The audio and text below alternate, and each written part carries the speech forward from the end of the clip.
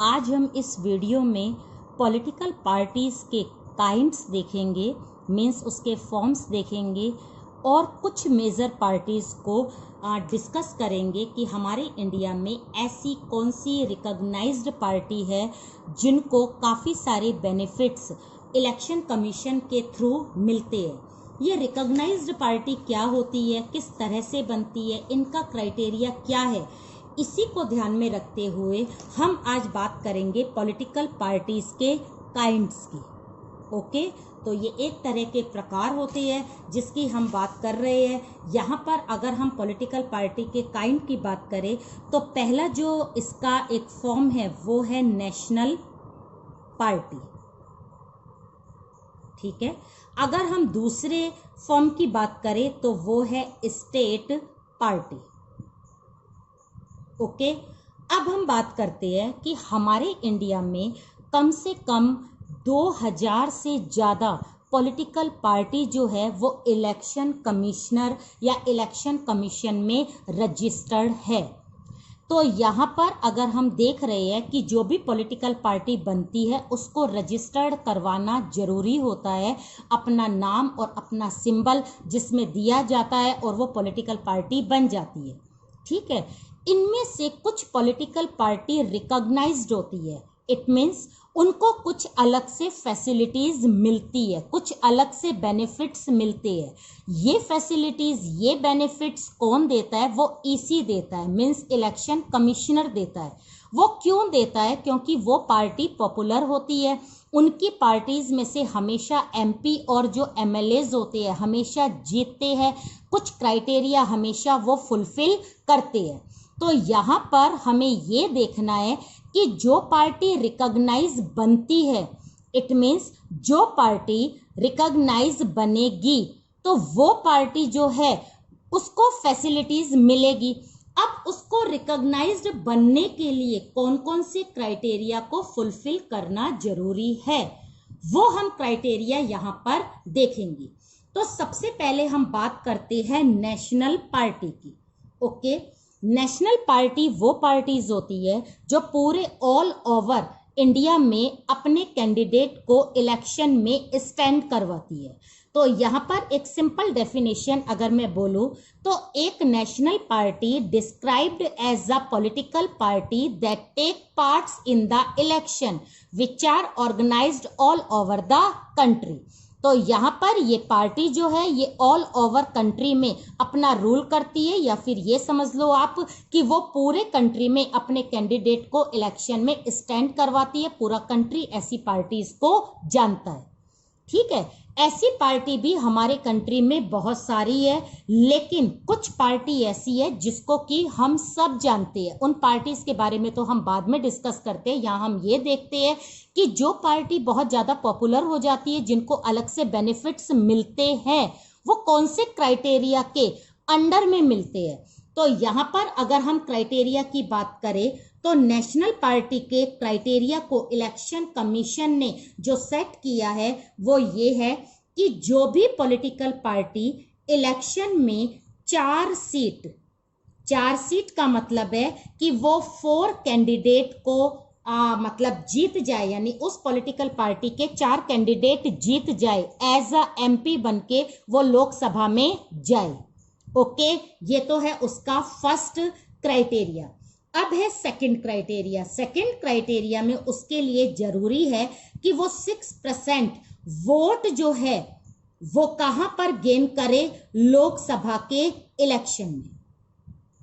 Okay, तो यहां पर जो लोकसभा का टर्नआउट आता है उसमें से 6% वोट उस पर्टिकुलर पॉलिटिकल पार्टी को मिलने चाहिए। ओके, ये वाला क्राइटेरिया कंप्लीट हो गया बाय चांस फॉर एग्जांपल, लेकिन ये क्राइटेरिया कंप्लीट नहीं हुआ तो क्या होगा उस पॉलिटिकल पार्टी का? तो यहाँ पर सेकंड क्राइटेरिया में इलेक्शन कमीशन ने एक और मतलब क्राइटेरिया दे रखा है, या तो ये कंप्लीट हो जाए या फिर ये। अब दूसरा क्या है? दूसरा है कि अगर उसका ये क्राइटेरिया कंप्लीट नहीं होता तो सेकंड है कि 6% वोट्स उसको मिले, लेकिन वो किस में मिले? 4 जो है वो लेजिस्लेटिव असेंबली के इलेक्शन में उसे मिलने चाहिए, क्योंकि नेशनल पार्टी जो है वो एज अ एमएलए भी अपने कैंडिडेट को इलेक्शन में स्टैंड करवाती है। तो कम से कम 4 स्टेट गवर्नमेंट का जो टर्नआउट आता है उसको मिलाकर उसको कितने परसेंट वोट मिलने चाहिए? 6%। तब वो पार्टी क्या हो जाएगी? रिकॉग्नाइज्ड पार्टी हो जाएगी, पॉपुलर पार्टी हो जाएगी, मेजर पार्टी की कैटेगरी में उसको काउंट किया जाएगा और उसको अलग से बेनिफिट्स मिलेंगे। इस क्राइटेरिया को गेन करने के बाद तो वो पार्टी एक रिकॉग्नाइज्ड मानी जाएगी, लेकिन बाय चांस जो रिकॉग्नाइज्ड पार्टी है अगर इस क्राइटेरिया को लूज कर जाती है तो वापस से वो कैसी बन जाएगी? सिंपल पॉलिटिकल पार्टी बन जाएगी। तो ये चीज हमें अच्छे से ध्यान देनी है कि ये क्राइटेरिया जो है वो है नेशनल पार्टी का। अब हम देखते हैं स्टेट पार्टी। स्टेट पार्टी जो स्टेट गवर्नमेंट बनाती है, जो एमएलए को इलेक्शन में स्टैंड करवाती है। तो यहाँ पर स्टेट पार्टीज वो पार्टीज होती है जो एक पर्टिकुलर स्टेट में काम करती है और उसी स्टेट में अपने कैंडिडेट को इलेक्शन में स्टैंड करवाती है। तो इस पार्टी को दूसरे स्टेट में इतना नहीं जानते। अब यहाँ पर भी जो स्टेट पार्टी मेजर होती है, जो पॉपुलर होती है, उनको अलग से फैसिलिटीज मिलती है। अब हमें अगर रिकॉग्नाइज्ड स्टेट पार्टी बनना है तो हमें कौन कौन से क्राइटेरिया को फुलफिल करना होगा? इसमें सबसे पहले हम देखते हैं कि यहाँ पर ऐसी पॉलिटिकल पार्टी के कम से कम 2 कैंडिडेट को जीतकर एमएलए बनकर लेजिस्लेटिव असेंबली में जाना होगा। सेकंड जो है वो है 6% वोट्स। 6% वोट लेजिस्लेटिव असेंबली के इलेक्शन में उस पॉलिटिकल पार्टी को मिलने चाहिए। तो ऐसी स्टेट पार्टी क्या हो जाएगी? रिकॉग्नाइज्ड पार्टी हो जाएगी और उसको अलग से बेनिफिट्स मिलने लगेंगे। लेकिन कभी उसने ये क्राइटेरिया लूज कर दिया तो वो सिंपल स्टेट पार्टी बन जाएगी।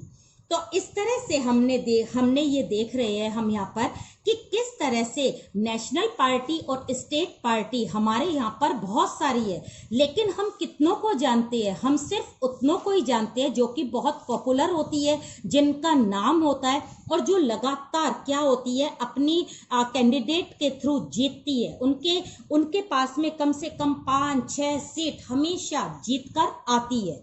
तो वो पार्टी रिकॉग्नाइज्ड होती है और ऐसी पार्टी का क्राइटेरिया नेशनल पार्टी का ये होता है और स्टेट पार्टी का ये होता है। ठीक है, इसके बाद आपके एक अलग सा स्टेटस हो जाता है, एक अलग से आपको फंडिंग शुरू हो जाती है, आपको सारे लोग जानने लगते हैं। तो ऐसी पार्टी के लिए ये क्राइटेरिया होना जरूरी है। अब हम नेक्स्ट देखते हैं, अगर हमने बात नेशनल पार्टी की रिकॉग्नाइज्ड पार्टी की करी थी कि कौन सी पार्टी है जो ये क्राइटेरिया फुलफिल करती है, उन्हें हम बोलेंगे मेजर पार्टी। अब ऐसी मेजर पार्टी कौन कौन सी होती है? तो हम यहाँ पर सबसे पहले किसकी बात करेंगे? कांग्रेस की। कांग्रेस जो पार्टी है वो 1885 में सेटअप हुई थी। किसके थ्रू हुई थी? A.O. ह्यूम के। ठीक है, A.O. ह्यूम ने इस पार्टी को सेटअप किया था। इस पार्टी ने बहुत टाइम तक मतलब रूल भी करा हमारे इंडिया में, और ये एक पार्टी ऐसी है जो हिस्टोरिकल पार्टी है, जो हिस्ट्री में जितने भी मूवमेंट हुए हैं वो इसी पार्टी के थ्रू हुए थे। इस पार्टी को सेंट्रिस्ट पार्टी भी कहा जाता है क्योंकि ये लेफ्ट और राइट यानी रिच और पुअर दोनों ग्रुप को साथ में लेकर चलती है। इसके साथ ये जो पार्टी है ये नए नए इकोनॉमिक रिफॉर्म्स पर अपना बिलीव करती है या फिर सपोर्ट करती है। तो इस तरह से कांग्रेस पार्टी सबसे पुरानी और सबसे सेटअप पार्टी मानी जाती है। दूसरी पार्टी आती है वो है बीजेपी। अगर हम बीजेपी की बात करें तो इसकी एस्टेब्लिश जो डेट है वो है 1980 और इसको जिन्होंने मतलब सेटअप किया था वो थे श्यामा प्रसाद मुखर्जी। ओके, तो श्यामा प्रसाद मुखर्जी ने 1980 में भारतीय जनसंघ का नाम बदलकर बीजेपी भारतीय जनता पार्टी रखा था। और यहाँ पर हमें ध्यान देना है कि इसकी मेन आइडियोलॉजी ये किसको अपने साथ लेकर आई थी? हिंदुत्व को। दूसरा इसका एक मेन चीज है वो है अखंड भारत पॉलिसी या फिर यूनिफॉर्म सिविल कोड, सबके लिए एक जैसे कानून हो, कश्मीर और अक्साई चीन को मिलाकर पूरे एक भारत को अखंड बनाया जाए। तीसरा, ये धर्म के परिवर्तन करने वाले लोगों को बैन करती है। इस पार्टी का मेन जो फीचर्स या ऑब्जेक्टिव कहे जा सकते हैं तो वो ये 3 होंगे। नेक्स्ट जो पार्टी है वो पार्टी है BSP, Bahujan Samaj party. Bahujan Samaj party को सेटअप 1984 में किया गया था और किसने किया था, वो थे कांशी राम। ओके, कांशीराम ने 1984 में कुछ टारगेट को लेकर बहुजन समाज पार्टी को सेटअप किया था, जैसे एससी और ओबीसी जो माइनॉरिटीज ग्रुप है उनकी ग्रोथ करवाना। सेकंड, कुछ थिंकर्स के प्रिंसिपल पर इस पार्टी ने काम किया, वो थिंकर्स अंबेडकर थे, ज्योतिबा फूले थे, ठीक है, तो ये नायकर वगैरह थे। इनकी प्रिंसिपल पर बेसिकली ये पार्टी क्या करती है, काम करती है। ये सिर्फ दलित्स के वेलफेयर के लिए, उनके राइट्स के लिए, उनको अगर एक्सप्लॉइट किया जाता है तो ये पार्टी सबसे ज्यादा अपनी वॉइस को रेज करती है। नेक्स्ट जो पार्टी आती है वो पार्टी आती है सीपीआई। ओके, सीपीआई जो पार्टी है ये पार्टी कब सेटअप हुई थी, 1925 में। और 1925 में ये किसके थ्रू हुई थी, वो थे ए.के. गोपालन। एक्चुअली में कम्युनिस्ट पार्टी ऑफ इंडिया जो 1925 में हमारे यहां पर सेटअप हुई थी वो इंस्पायर हुई थी यूएसएसआर से। ओके, तो यूएसएसआर जो है, जो एक यूनियन था जो कि 1991 में डिसइंटीग्रेट हो गया, उसको देखकर हमारे यहाँ पर सीपीआई जो है एक कम्युनिस्ट पार्टी बनी थी जो कि बिलीव करती थी मार्क्स और लेनिन के विचारों पर, यानी उनके प्रिंसिपल पर। ये कम्युनलिज्म का यानी जो सांप्रदायिकता जो वाद होता है उस पर ये बिल्कुल भी बिलीव नहीं करते हैं, उसके ये अपोज्ड में है। ये डेमोक्रेसी पर बिलीव करते हैं कि ज्यादातर जो राइट्स है वो किसे मिलने चाहिए, पीजेंट को मिलने चाहिए, पुअर्स को मिलने चाहिए, वर्कर्स को मिलने चाहिए। लेकिन इस पार्टी में 2 तरह के व्यूज यानी 2 तरह के ग्रुप जो थे वो बन गए थे। दो तरह के जो ग्रुप बने थे उसमें पहला ग्रुप वो था जो ये चाहता था कि हम लोग रिजिड कम्युनिस्ट सिस्टम को इंडिया में सेटअप करें। तो ऐसा जो ग्रुप था वो यूएसएसआर को सपोर्ट करता था, ठीक है। तो यूएसएसआर को सपोर्ट करने वाला ग्रुप जो था वो ओरिजिनल ग्रुप था, वो तो सीपीआई ही रहा। लेकिन जो ग्रुप सीपीआई पर बिलीव नहीं करता था, जो इतना रिजिड नहीं था, जो चाहता था चेंज हो, कम्युनिस्ट डेमोक्रेटिक सिस्टम हमारी इंडिया में आए, उस ग्रुप ने अपनी एक नई पॉलिटिकल पार्टी बना ली, ठीक है। अब ये पॉलिटिकल पार्टी यानी जो सीपीआई मेन थी, कम्युनिस्ट पार्टी ऑफ इंडिया, ये 1964 में ब्रेक हो गई, स्प्लिट हो गई और दूसरी पार्टी बनी सीपीआई-एम। तो communist party of India Marxist. अब ये वाली पार्टी किसने बनाई थी, ये बनाई थी ज्योति बासु ने।